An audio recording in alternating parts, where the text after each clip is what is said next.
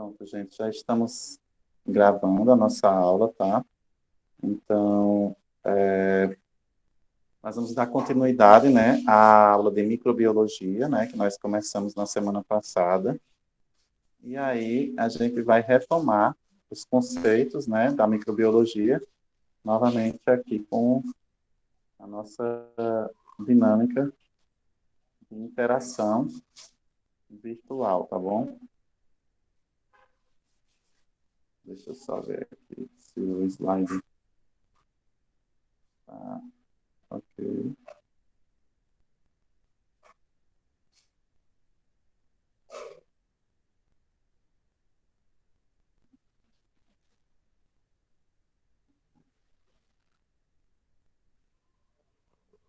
Então, eu lembro que semana passada eu falei para vocês, né, sobre o que é a microbiologia, como a gente consegue estudar a microbiologia, né? E aí eu falei para vocês sobre os tipos de microscopia existentes, né, e quais as classificações dos micro-organismos que são em eucariontes, procariontes, eu acho que vocês lembram disso. Eu falei a diferença entre o eucarionte e o procarionte, vocês lembram disso? Aham. Sim, professor. Bom, a diferença entre o eucarionte e o procarionte, né? Falei o porquê que os vírus não são classificados como um ser vivo, né? Porque os vírus eles são parasitos obrigatórios, mas eles não são compostos complexos como as células, né? Então eles só têm uma cápsula glicoproteica e o material genético dentro. Então ele não pode ser considerado um ser vivo, porque os seres vivos são formados por células e as células são unidades complexas, né, onde tem proteína, onde tem membrana, membrana com proteína e lipídio, tem núcleo, tem organela, tem substâncias no citoplasma, coisas que o vírus não possui, tá? E aí eu acho que eu falei sobre os conceitos, né, e dei exemplos dos vírus, acho que dei. Falei sobre os bacteriófagos, e aí mostrei Sim, essas professor. imagens de Acho que não. alguns vírus. Vocês lembram? Eu Quer não que eu lembro, continue não. daqui? Eu lembro Pronto, daquela então, do outro anterior, que você passou aquela Não, imagenzinha lá do vírus. é, eu lembro dessas imagens aqui. Agora, depois disso, não vi mais, não lembro não. pronto. Então, eu vou continuar daqui para fazer sentido, para que vocês não se percam. Então, voltando. Os vírus, eles não são considerados seres vivos porque eles possuem um capsídeo proteico com material genético dentro da sua cápsula. E aí, eles são seres sem células, então não é considerado ser vivo. São parasitas intracelulares e não têm atividade metabólica. O vírus não tem atividade metabólica, tá?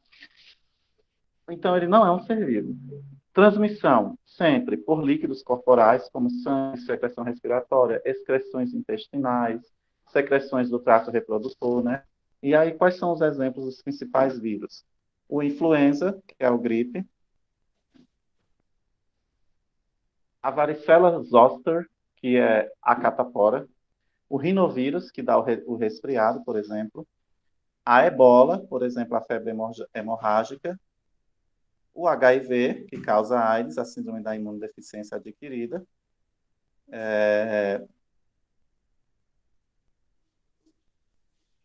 o flavovírus, que causa a dengue, e o morbillovírus, que causa sarampo, tá bom? E aí, essas imagenzinhas que nós estamos vendo aí, não sei se vocês estão vendo, uma imagem colorida, estão vendo? Sim. Estou, as Então, quatro nessas imagens. imagens Sim, coloridas, professor. porque o computador está travando um pouquinho, então não sei se está aparecendo para vocês. E aí, essas quatro imagens, elas representam vírus de forma muito representativa. Obviamente que quando a gente vê no microscópio, a gente vê diferença em cores, né? Só vê eles se movimentando, se reproduzindo dentro da célula, tá bom? Mas é uma maneira representativa de vocês verem como é mais ou menos um vírus. Que eles possuem essa cápsula, que por fora da cápsula eles vão ter receptores para que se encaixem nas células e aí consigam infectar a célula, penetrar dentro da célula, tá? E aí é por isso que eles representam dessa maneira. Eu vou só tentar parar aqui a apresentação para poder destravar, que está travado. Eu não estou conseguindo mudar o slide por causa disso.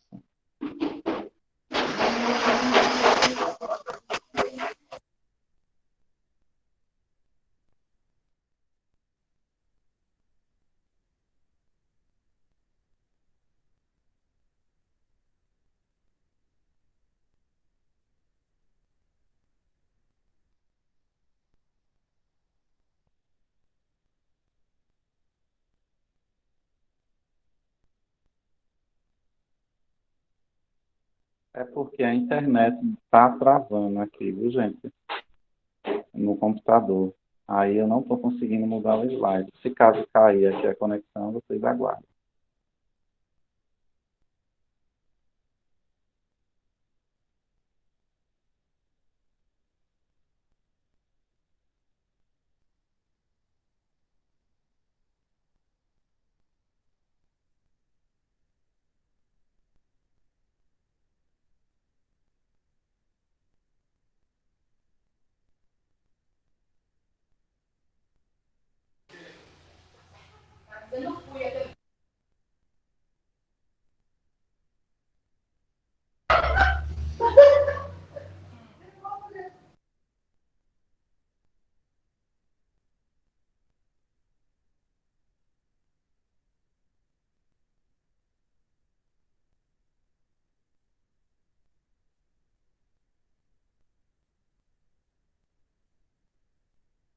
Alguém tá me ouvindo? Estou ouvindo. Tá sim.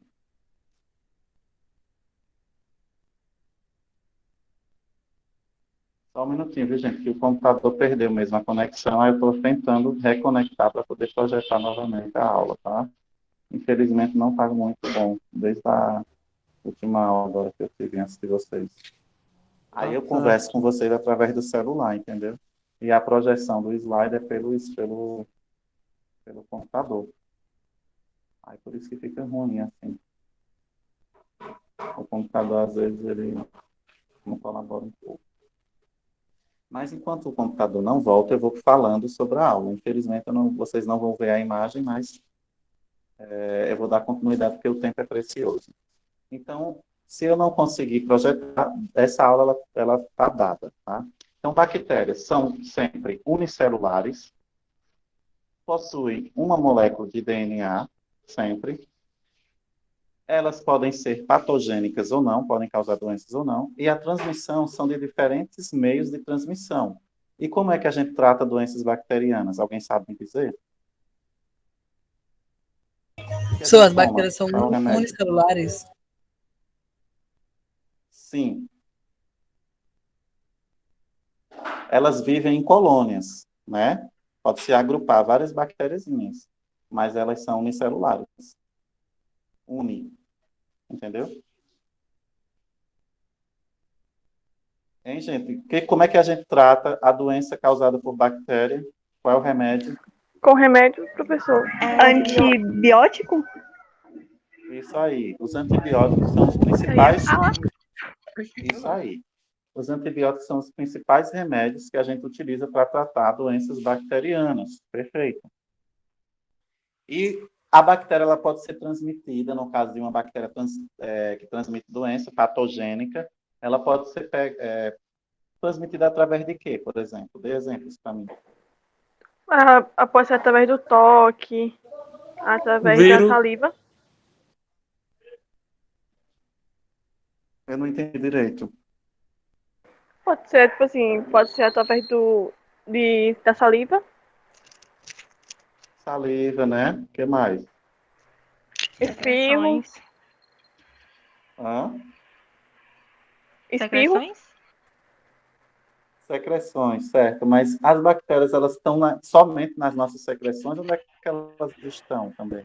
Eu pego bactéria através de quê? Alimentos. Alimentos, o que mais? Objetos, né? Vai dizendo aí. Pisar ou tocar em lugares contaminados?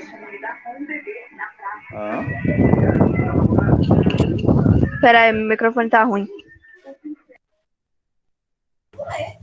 Eu não entendi Roupas quando você falou íntimas. também.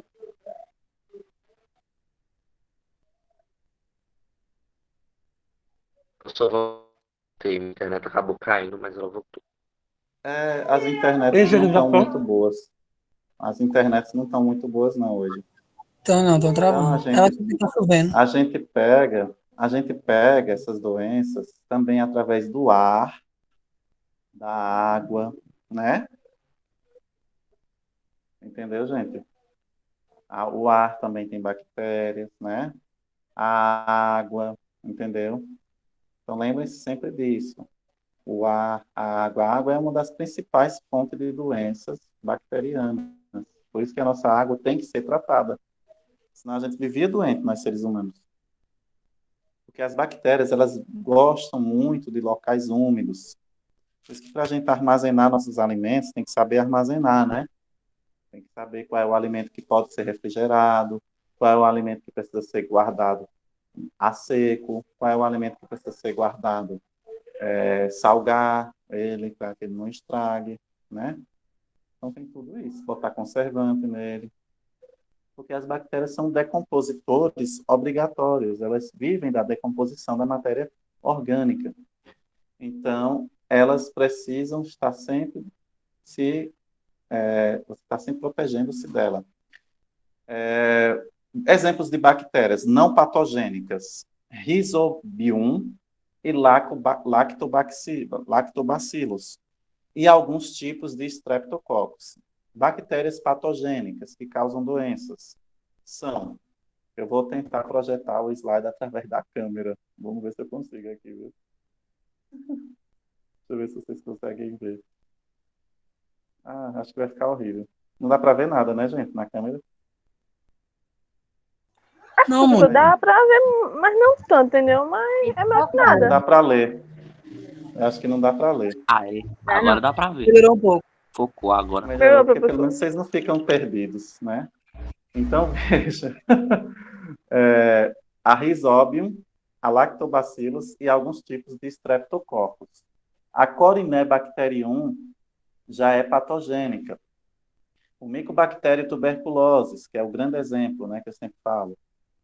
A Salmonella typhi, que causa salmonelose. Streptococcus pneumoniae. Vibrio cholerae, que é a cólera, né? Então, são doenças e bactérias causadas por bactérias, essas doenças, então são consideradas bactérias patogênicas. Mas a gente tem que saber que nem toda bactéria causa doença no corpo, como Rhizobium e Lactobacillus. E as formas físicas ou arranjos de bactérias. Foi como eu falei para o Isaías. As bactérias são unicelulares, mas elas gostam de viver em colônias. Por isso que algumas pessoas às vezes confundem. As bactérias são seres pluricelulares, porque quando eu vejo no microscópio, eu vejo um monte de bolinha. Gente, cada bolinha dessa é uma bactéria. Elas são unicelulares, mas elas vivem geralmente agrupadas em colônias. Então, elas podem ser cocos, diplococos encapsulados, estafilococos, tétrades, sarcinas, tá? Streptococcus, tudo isso são colônias de bactérias. Bacilos, cocobacilos, bacilos, diclobacilos, palissádicas, streptobacilos, né? Outros, como bastonetes estendidos, né? Vibriões que tem já, como é que chama? Cílios, né? E flagelos, né? Como o bidelofíbrio, bastão Corynebacteriaceae, forma helicobacterial, Helicobacter pylori, que é o do estômago, que causa aquela doença da gastrite. Espirilo Borricellia burgdorferi, filamentosas, espiroquetas, tá? Bactérias em gemulação ou em apêndices, como hifas e pseudópodes, tá? Então, são todas formas bacterianas, formas fenótipos, como elas se apresentam para a gente, mas elas são unicelulares e se agrupam em colônias, tá? E aí existe um grande grupo de classificação das bactérias que a gente usa como maneira de divisão para se diagnosticar, né, doenças de bactérias gram-positivas e gram-negativas. Esse nome vocês vão ouvir falar muito no curso de análises clínicas, tá? Bactérias gram-positivas, elas têm paredes celulares mais aparente, e as de gram-negativa, elas têm parede celular menos presente. Então, você consegue ver a diferença, porque na hora que você faz a coloração da célula, uma delas vai colorir de uma cor e a outra vai colorir de outra cor. E aí a gente consegue classificar elas em gram-positivas e gram-negativas. E a gente vai aprendendo isso de acordo com o curso for avançando de vocês, tá? E aí as proteínas transmembranárias estão muito presentes na gram-positiva. Na gram-negativa, a gente já tem fosfolipídios e proteoglicanas, tá? Então, quer dizer, na parede celular da gram-positiva, eu tenho muita proteína transmembranária. E nas grãs negativas, eu já vou ter muito mais fosfolipídio e proteoglicanos, que auxiliam nessa coloração. E aí a gente vai falar um pouquinho sobre essa coloração, que é o método de Gram. Ele é uma técnica de coloração de preparações histológicas para observação ao microscópio óptico, principalmente, utilizada para colorar diferencialmente micro-organismos com base na composição química e integridade da sua parede celular. Então, quando a gente fala que alguns bactérias são grãs positivas ou gram-negativas, é porque ela tem uma coloração específica e que aparente, e quando eu vejo no microscópio eu consigo identificar. Então, é um método que facilita a identificação de bactérias, tá bom, gente? Então, as grãs positivas, elas geralmente aparecem assim, ó, roxinhas, tá vendo? O Streptococcus aureus, eles são grãs positivos, aparecem roxinhos. Os gram-negativos geralmente aparecem mais avermelhados, como a Pseudomonas aeruginosa. São grãs negativas, tá vendo, gente? Então, há uma diferença muito grande na coloração, né? Que a gente não consegue, digamos assim, nem querer confundir, porque uma é roxa e a outra é vermelhinha. Aí você me pergunta, mas professor, como é que eu vou saber exatamente como é o nome daquela bactéria? Aí tem outros critérios, como o formato da bactéria, se ela está agrupada em colônias, como essas colônias, aí a gente vai conseguindo identificar. E a gente só sabe que é aquele tipo de bactéria porque a gente também vai analisar isso de acordo com o ponto de vista clínico do paciente. Esse paciente está queixando disso, pode ser isso. Então, deixa eu pesquisar para ver se é. E aí o método Gram é um método inicial para eu poder separar e classificar alguns tipos de bactérias patogênicas. Mas vai ter também outros métodos para saber se aquela bactéria é um bacilo álcool-ácido resistente. Tá? Então, aí vai ter outras formas também de eu conseguir chegar exatamente ao nome e à espécie de bactéria que a gente está pesquisando. As imagens de bactérias aí, nós temos toda imagem representativa didática, tá, gente? No microscópio a gente não vê dessa maneira bonitinho, nem coloridinho assim, não, tá? Sempre eu falo isso, porque vocês têm que entender que isso é uma maneira didática da gente aprender. Se vê, seria bem fácil. Justamente. Leptospira interrogans, eles geralmente são do tipo espiroqueta, parece macarrãozinho, porque são várias bactérias agrupadas como se fosse um macarrãozinho. Por isso que algumas pessoas não entendem. Como é que pode a bactéria ser unicelular e estar parecendo um cabelo de macarrão? São colônias bacterianas unidas aí. Vibrio colorae, geralmente ele gosta de se manter isolado. É o causador da cólera, uma doença que matou muita gente no passado. Hoje em dia, dificilmente alguém tem essa doença e morre, porque era na época em que as pessoas tinham pouco saneamento básico, né? Beber água suja, essas coisas assim. Streptococcus pneumoniae, né, que geralmente causa pneumonia. Corynebacterium diphtheriae, que causa difteria, uma doença também grave, mas que hoje em dia já tem tratamento. Ô, professor, cada nome, hein, professor? Que misericórdia, fica difícil até da pessoa lembrar. Mas com o tempo você aprende. Ainda bem que o senhor vai deixar esse slide com a gente. É o que eu não entendo direito? Ainda bem que o senhor vai deixar o slide com a gente. Não, eu vou passar. Quando eu terminar, eu já boto lá. Veja bem, gente, olha só. Esses nomes científicos de bactéria, eles são geralmente nomes em grego, não é isso? Então, por isso que esses nomes são diferentes. Streptococcus pneumoniae.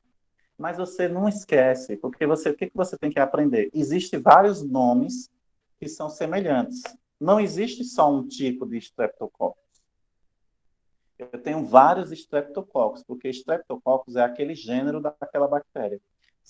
Dentro do gênero eu tenho a espécie, então no caso aí é a pneumonia. Mas existe Streptococcus aureus, né? Existe Staphylococcus aureus, existe Streptococcus. Então, assim, Streptococcus pneumoniae é uma variante. Então, é uma espécie. Então, a gente sempre lembra do nome, porque a gente acaba falando tanto, porque ela é única para causar determinada doença.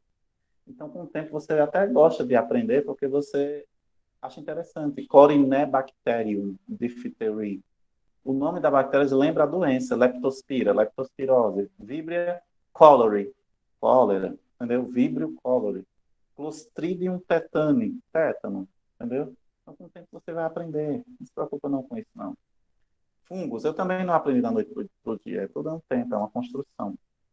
Fungos, e aí a gente falou de bactérias, e dentro da microbiologia a gente também estuda fungos, tá, gente? Então, o conceito é que os fungos, eles são constituídos de hifas, são formas de vida simples, são multicelulares, agora sim, tá, Isaías? Eles já não são unicelulares, eles são multicelulares nucleados, tá? Então, exceção.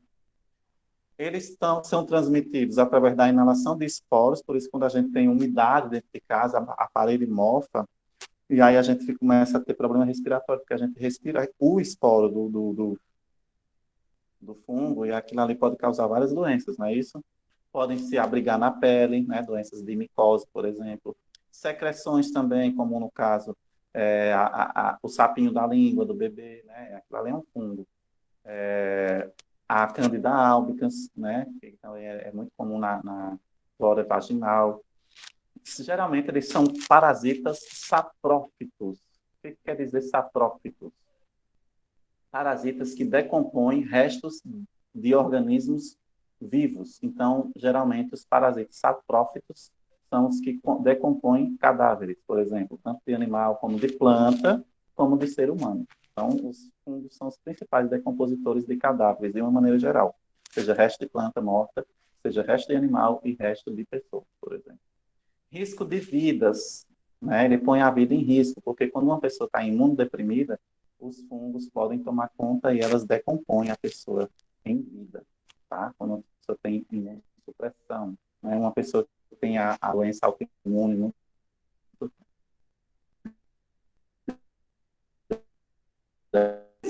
O seu áudio se ela está tiver uma doença cortando, viu? fúngica, ela é problema sério. Na hora que o senhor terminou de explicar Cortando. essa parte aí, Tá cortou cortando? total. Pelo menos na minha aqui. A minha também tá cortando Pronto. também. Tá ouvindo? Tá ouvindo? A minha cortou Tá também. ouvindo? Sim. Risco de Tá me E a vida. imagem tá borrada. Eu sei que é o máximo que você A consegue, imagem né? Tá É, Meu travando. vizinho. mas pelo menos tá indo, né? Então, gente, olha só.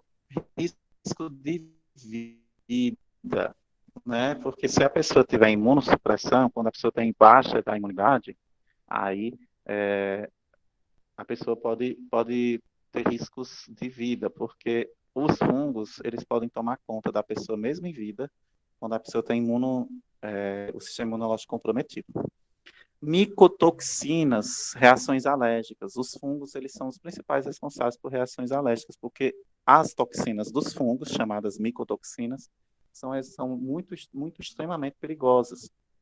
Por exemplo, a aflatoxina é uma toxina de um fungo que ele gosta de viver no amendoim. Então, se você comer amendoim mofado, toma cuidado, porque você pode ter um problema sério com reação alérgica, que é da aflatoxina, e ela é muito tóxica, viu? Pode dar sérios problemas mesmo.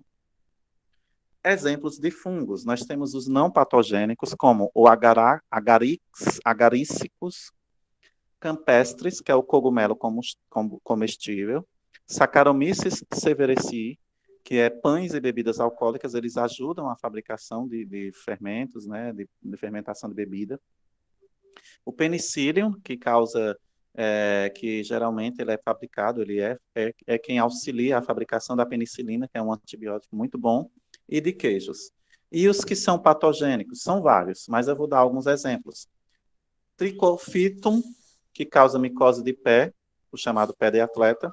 A Candida albicans, que causa a candidíase, né, que é uma infecção por fungo geralmente na região vaginal, mas também pode ter na boca ou no pênis e até na região anal, se não tomar cuidado. Aspergillus, que causa a aspergilose, também são todas doenças fungianas. Imagens de fungos. Oi. Professor, tira uma dúvida aqui, assim, eu sei que é uma minha burrice perguntar, mas Não, pode perguntar, perguntar tudo. né? Os não patogênicos são os fungos que não dão problemas? Não dá doença na gente, não. A gente come fungo. Você Ah, come esse... cogumelo. ah, sim, esse tipo de fungo, sim, agora sim, obrigado. Por exemplo, você bebe bebida alcoólica, cerveja. A cerveja ela é fermentada por causa de um fungo e também por causa de uma bactéria também, levedura, tá? Fermentação alcoólica são alguns fungos. Os queijos são maturados por causa da penicilina, ajuda também. A penicilina, que é um antibiótico, é um tipo de fungo que gera a penicilina, e assim vai. Então, aí nós temos as imagens de alguns fungos, esse grandão que a gente vê muito nas florestas, é o chamado agáricos campestres, tá? Então, eles são do tipo que a gente chama de uma classe de Basidiomyceto, que a gente vê a olho nu. Mas tem fungos microscópicos, né, que a gente só vê no microscópio, como a Candida albicans, o tricofito e o penicillium, tá? E aí, vamos falar agora um pouquinho sobre protozoários, que também são estudados pela microbiologia. Conceito, variam de 2 a 1.000 micrômetros, são unicelulares, tá? Também são heterotróficos, eles se alimentam do ambiente externo, né? E transmissão, geralmente estão na água, em alimentos contaminados, hábitos de higiene, né? Pode pegar saneamento básico inadequado, animais também abrigam muitos protozoários, e eles são estruturas locomotoras, eles têm geralmente flagelos, né? Ou pseudópodes. E o diagnóstico é feito sempre através da análise da amostra. Então, por exemplo, qual é o tipo de protozoário mais comum e que é muito comum se pegar a ameba? A ameba ela está geralmente em água contaminada e ela é do tipo que ela gruda no intestino e ela faz amebíase, que é uma doença tropical, que a gente chama aquelas disenterias de verão, tá? Outro protozoário perigoso, o Trypanosoma cruzi, que é pego através da saliva, aliás, das fezes do barbeiro, porque você, quando tem uma picada de barbeiro, ele faz o cocô, você coça, o cocô entra no buraquinho que ele furou na sua pele, aí entra o Trypanosoma cruzi e causa chagas, não tem cura. Várias outras doenças, então, tricomonas vaginalis é um tipo de protozoário, e é pego por falta de higiene, né, nas relações sexuais, e aí a mulher ou o homem que tiver a tricomonas passa, e a tricomonas, ela toma conta ali da região e causa vários problemas, mas tem tratamento, tá? Mas aí não é legal você estar com esse tipo de coisa, Professor, né? Ah, assim, quando eu bebo água, assim, realmente, que não é frutada aqui em casa, normalmente o meu rins, ele incha. E fica muito, muito inchado. Mas se é por causa de algum fungo, que pode estar na nesse água. caso, pode ser o excesso, sabe de quê, Fia? Hum. De cloro e outros componentes do tratamento da água. Eu não recomendo mais ninguém ficar tomando água de torneira sem filtrar ou sem tratamento assim, tipo, se você puder tomar água mineral comprada, ótimo. Se você não puder, Pode nem você tem molhar que o usar rosto. o filtro de barro, né? Passar no filtro, mesmo ela saindo da torneira. Por causa do excesso de cloro e desses tratamentos, aí o seu rim pode ficar sobrecarregado. Aí, professor, essa doença que você falou aí, que é quando o coração começa a inchar, que não tem cura, que é do Chaga, né? Uhum. Que é do. Eu pensei Do que ele barbeiro. picava e quando ele picava que ia pro sangue, assim. Não, mas No ele é pão. assim, o barbeiro é o hospedeiro intermediário, mas ele faz cocô no braço, e aí, na hora que você coça, porque é microscópico o cocôzinho, aí ele entra através do buraquinho que ele mesmo fez, entendeu? Mas Mas até geralmente para você agora, professor, pegar, não teve nenhuma cura, nenhuma vacina, nada. não existe, porque protozoário, né? Você sabe que protozoário ele é antibiótico, tem alguns remédios que matam, mas no caso do Chagas, quando ele se abriga no músculo, não tem como tratar, não tem cura, entendeu? Tem tratamento, mas não tem como curar. Mas depois tirar o bicho do corpo, não tem como não. É uma doença crônica, entendeu? Por isso que tem que tomar cuidado. E o Chagas, você só, geralmente quem está vulnerável é quem vive em locais que tem madeira, casa de madeira, negócio de roça. Toma muito cuidado com isso, tá? Então, vamos nessa. A classificação. Nós temos o Filosarcodina, que é a emissão de pseudópodes, Filomastigofora, que é a população flagelar, Filociliofora, que é a movimentação através de cílio, e o Filosporosia, que não possui apêndice. Então, isso aqui são as classificações de protozoários, tá? A gente não vai precisar aprender isso, mas eu estou citando aqui. Exemplos de protozoários não patogênicos. Nós temos o Triconinfa, que auxilia na digestão de cupins, por exemplo, tá? O triconinfa, ele vive dentro do intestino de cupins e os cupins conseguem digerir a madeira, né? Porque eles possuem esse protozoário dentro da barriguinha deles. Os patogênicos são, como eu disse, a entamoeba histolítica, que é a disenteria amebiana, o Trypanosoma cruzi, doença de Chagas, o Plasmódio SP, malária, e a Giardia lamblia, que causa a giardíase, que é uma doença de água também contaminada, tá? Muito comum também em crianças da Amazônia. Essa galera da Amazônia geralmente tem muita doença parasitária, não porque eles são pessoas que não se cuidam, não é isso, gente. É porque lá no Amazonas, em algumas comunidades ribeirinhas, você sabe que o Amazonas é um estado muito grande, então não tem como eles controlar o saneamento básico de todas as regiões, aquela coisa toda. E aí tem áreas que eles ainda tomam água diretamente do rio, e aí eles pegam muita giardia, pegam muito entamoeba histolítica, entendeu?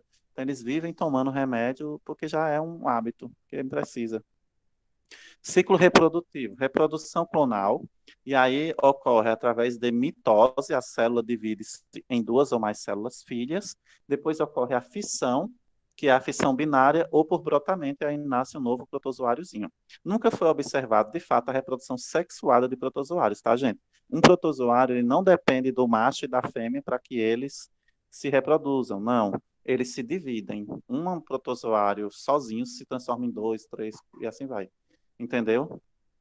Diferente de outros bichinhos, que eles precisam do macho e da fêmea, e aí eles se juntam e faz a reprodução deles, tá? No caso do protozoário, é chamada fissão binária. E aí, imagens de protozoários, eles são muito bonitos, inclusive da área da parasitologia, é o que eu mais gosto de estudar, é o protozoário. Eu acho bonito demais as imagens. E desse jeito que tá aí, é o jeito que aparece na lâmina, viu, gente? Esses são bonitinhos mesmo de ver. Olha como esse Ah, aqui é bem lindo. fofinho eles.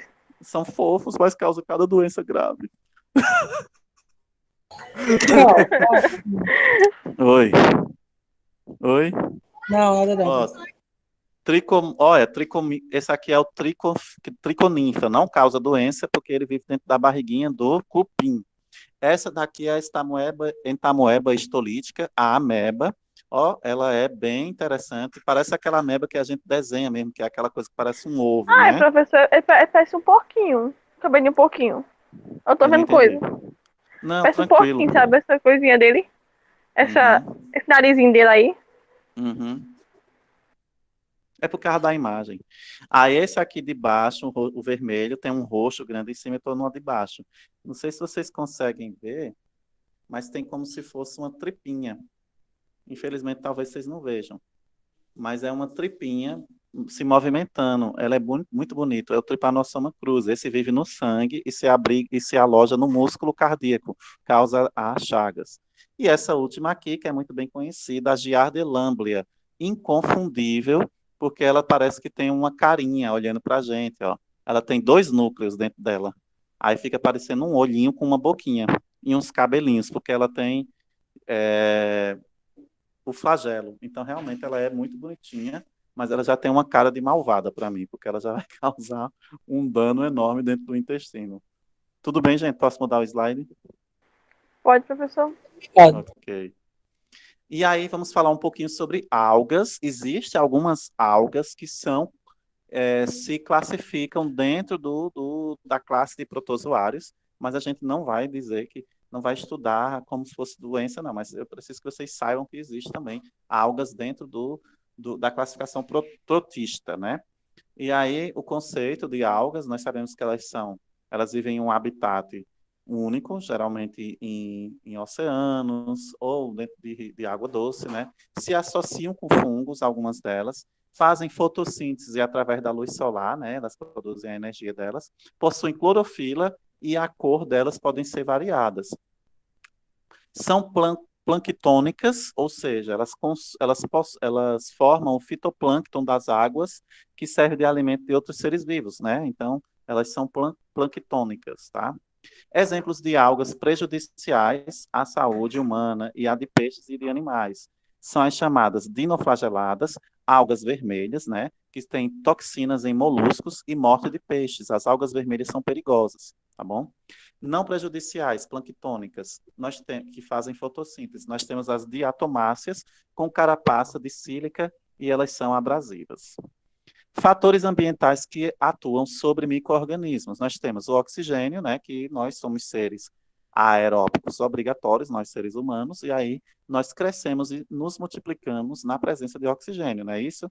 E os anaeróbicos, que vivem e se multiplicam na ausência total de O2. Por exemplo, o Clostridium tetani, que é uma bactéria, tá? Que causa o tétano, ela não pode viver na presença de oxigênio. Ela é uma anaeróbica obrigatória, tá bom? Só para vocês saberem que tem bichos, seres vivos, que vivem na ausência total de oxigênio. Por isso que os cientistas conseguem ter uma boa argumentação para dizer que pode existir vida fora do nosso planeta, porque no nosso planeta já tem bicho que vive sem oxigênio. Então as pessoas às vezes pensam que para ter vida tem que ter sempre oxigênio, mas alguns bichos vivem na ausência de oxigênio e que quando tem oxigênio eles morrem, como a Clostridium tetani. Dá para entender o que eu estou falando, né? Luminosidade. Alguns micro-organismos se desenvolvem melhor em locais onde há pouca luminosidade. Grande exemplo, algumas plantas. Tem umas plantas aqui minha, eu não posso deixar elas expostas à luz o tempo todo, porque elas começam a ficar fracas, porque ela não pode receber muita luz solar. Então, elas recebem pouca luminosidade, né? Mesmo as plantas, algumas delas precisam viver em sombra. Temperaturas, algumas precisam de calor, né? Moderado, favorece o crescimento de alguns micro-organismos. Já outras precisam de altas temperaturas, e aí, como tem algumas bactérias que vivem dentro das crateras vulcânicas, e já tem outras que não suportam altas temperaturas. Por isso a gente consegue matar muitas bactérias apenas com o aquecimento da água, aquecimento de vidrarias no laboratório para esterilizar, né, dentro da autoclave. Umidade. Tem alguns micro-organismos que necessitam da umidade para crescimento. Por exemplo, alguns tipos de bactérias que causam pneumonia, alguns tipos de fungo que causam pneumonia. Geralmente, quando o ar está mais úmido, a gente pega resfriados. Se não tratar, pode virar pneumonia, né? Assim, por causa da questão da umidade. Professor, até porque tem quando às vezes a gente compra carne em alguma coisa, sabe? Minha mãe mesmo, quando ela compra no Ceasa, ela manda eu ferver, porque pode ter uma bactéria na carne, ou pode ter alguma coisa que com a água pode matar. Isso mesmo, o aquecimento em si, né? O vapor. Então, quando você for comer, por exemplo, uma carne, a carne é a principal fonte de doenças, tá, gente? Porque elas já são um composto, é uma matéria orgânica, né? É um animal que foi morto, e ali ele já traz a sujeira. Então, nas feiras, né, a gente sabe que fica exposto, tem micro-organismo, inseto que pousa. Então, tem que ser feito um processo de preparo de alimento com a questão da limpeza, né, da carne, a ferver e cozinhar bem, sempre. Infecções é a implantação, crescimento e multiplicação de micro-organismos no interior de células e tecidos. Um ser vivo causando prejuízo a um organismo humano ou de animal, como, por exemplo, bactérias, protozoários, fungos, pode causar doença dentro do nosso corpo. Tipos de infecções: inaparente, sem sintomas; secundária, favorece o aparecimento de outra, como, por exemplo, quem pega o vírus do Covid-19 e não tem sintoma. Ele está inaparente, sem sintoma, mas ele está infeccionado. E secundária, ela vai favorecer o aparecimento de outras doenças, como, por exemplo, às vezes a pessoa tem uma pneumonia, ela tem uma pneumonia porque ela teve um resfriado e não tratou, então é uma infecção secundária. Cruzada, transmitida entre pacientes. Por exemplo, quando você está no hospital, você foi lá fazer o tratamento de câncer, né? Porque seu corpo já estava fraco. Aí, de repente, você entra em contato com alguém que estava com Covid e você pega Covid. Infecção cruzada, entendeu? Pegou outra doença porque você já estava fraco e teve contato com outra pessoa doente, de outra doença. E hospitalares, que são adquiridos após a admissão de pacientes, como eu dei o exemplo agora também, tá? E outras infecções cruzadas também que podem acontecer, um outro exemplo interessante, é quando você tem um bicho, né, você tem uma doença crônica, como o Chagas, aí você pega uma bactéria que, pelo fato de você já ter Chagas, o seu coração já era fraco, aí você pode ter uma insuficiência cardíaca congestiva. Uma bactéria enfraqueceu mais ainda o coração que já era fraco, aí tem uma infecção cruzada, dupla, com protozoário e com bactéria ao mesmo tempo. Como pode acontecer com vírus e bactéria e assim vai. E como é a prevenção e o controle de infecções? Vamos nessa. Microbiota. Diferentes micro-organismos vivem em comunidades sobre a superfície da pele ou mucosa de indivíduos sadios. Todo nosso corpo tem bactérias que nos ajudam. A boca tem que ter umas bactérias que ajudam. O intestino tem bactérias que nos auxiliam, tá? Que são chamadas floras comensais ou flora a flora saudável, né? Então, essa microbiota ela é importante. A nossa pele precisa dela também. Professor, é igual a mulher. Na vagina da mulher é, tem coisa lá. Como é que é o Tem nome? as bactérias da, Tem a da flora. bactéria. Aí conforme você vai ficando assim mais velho, ficando idosa, vai diminuindo Isso mesmo. essas coisas. Aí você precisa estar sempre estimulando o desenvolvimento da flora, tá? Por exemplo, no caso do intestino, se a gente tem uma infecção intestinal, a gente toma alguns remédios para equilíbrio da flora, né, intestinal. Então, classificações da microbiota. Tem a residente, ou seja, colonizam camadas mais profundas da epiderme, no caso da pele, mais resistentes à remoção pelas técnicas de higienização, é composta por bactérias normalmente presentes na superfície cutânea. Para quem não sabe, a gente deve tomar banho, mas a gente também não deve exagerar nesses banhos. A gente tem que deixar a nossa flora residente da pele também estar fortalecida, senão a gente pega infecções cutâneas direto, tá? Transitória, colonizam camadas mais superficiais da epiderme, removíveis pelas técnicas de higienização, adquiridas durante o cuidado aos pacientes e estão relacionadas frequentemente a infecções hospitalares. As transitórias, elas geralmente são as mais comuns, porque, por exemplo, um paciente que tá lá, eu tenho contato com um paciente, aí eu já peguei a flora transitória dele, aquela que facilmente transmite de uma pessoa para outra. Se meu organismo estiver fraco, eu posso desenvolver a doença. Se não tiver, eu elimino depois, entendeu? Profilaxias. Como é as profilaxias? Que são as prevenções. Lavar mãos com frequências, né, gente? Para que eu evite transmitir, no caso do vírus da Covid, a gente sabe que tem que higienizar bem as mãos. Manter a higiene pessoal adequada, como unhas aparadas, limpas, roupas limpas, barba aparada. Por exemplo, eu uso barba agora, mas eu não estou trabalhando em laboratório. Mas se eu tivesse trabalhando em laboratório, eu tinha que fazer minha barba frequentemente, porque os pelos da barba abrigam muita sujeira, né? A gente sabe disso, por causa da alimentação e tudo mais. Mas a gente sempre se higieniza também. Manter a higiene domiciliar, né? No trabalho, em locais públicos. A gente não vai viver dentro de uma casa imunda, né, gente? Manter locais arejados, como escola, casa, ônibus, ambiente de trabalho. Por exemplo, eu estou aqui de dia, mas eu gosto de manter sempre as portas e as janelas da minha casa abertas, e isso é recomendado até agora por causa da Covid, tá? Evitar ambientes muito úmidos, que estejam com presença de mofo, a gente bem sabe disso. Inclusive, uma vez eu tive um problema sério pulmonar, porque eu estava vivendo em um ambiente que estava úmido e com fungo, e aí isso me deixou um pulmão bem complicado. Jogar lixo sempre em recipientes próprios. A gente sabe que o lixo ele atrai infestações, ratos, insetos, e tudo isso traz doença. Ter uma boa alimentação, porque o corpo bem alimentado ele tem uma boa imunidade, então evita doença. Acondicionamento adequado do lixo orgânico para prevenir proliferações de insetos e roedores. Por exemplo, aqui, como eu moro em apartamento, meu apartamento é quente. Qualquer lixo orgânico que a gente joga dentro do lixeirinho da pia, automaticamente, pelo fato do apartamento ser um pouco quente, já começa aquele processo de decomposição. Então, a gente já sente logo um cheiro de alguma coisa errada. Então, eu evito acumular lixo orgânico aqui em casa por causa disso, porque só a putrefação do cheiro já está eliminando o quê? Moléculas bactericidas, que o Proteus é uma das bactérias do lixo, né? Ele é o que faz o lixo feder, o Proteus, é o nome da bactéria mesmo. Parece o nome de um deus, né? Proteus. E, graças a Deus, eu consegui finalizar a aula de hoje, mesmo com todos os empecilhos. Aqui estão alguns saberes e práticas, né? de guias de ensino e aprendizagens, eu peguei muitos voltados da enfermagem, porque é a galera da enfermagem que fala muito dessa questão do tratamento, tá, gente? Então, quem quiser esses sites, depois você pode estar acessando quando eu disponibilizar os slides lá na plataforma do Google Classroom. Então, meus Professor, queridos e queridas, pois não, é uma dúvida que eu tenho minha mesmo.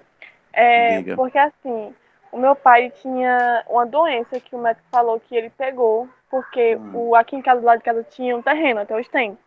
E diga ele falou aí. assim que o rato mijou no terreno, e aí quando teve a enchente, a água que estava Hum, contaminada com o xixi do rato passou na perna do meu pai pegou a doença do isso. rato. Eu não sei o nome dela, que ela Não foi normalmente... leptospirose, não? Isso, foi essa daí mesmo. Então, a leptospirose, ela é da urina mesmo, né?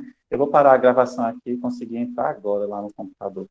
Mas pode continuar falando. Deixa eu ver se eu... Não, é porque Pode eu falar. queria saber como é que ela age, porque Então, não consegui pesquisar. leptospirose, ela geralmente ela vai dar muita febre, né? Ela é uma infecção grave.